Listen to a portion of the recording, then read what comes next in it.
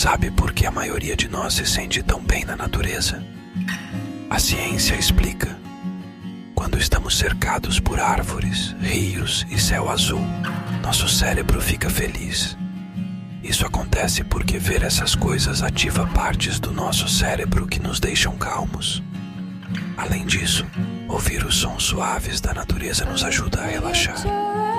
As cores verdes e azuis que vemos lá fora também têm um superpoder.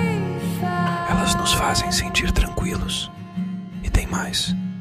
Quando estamos na natureza, conseguimos esquecer das preocupações e curtir o momento.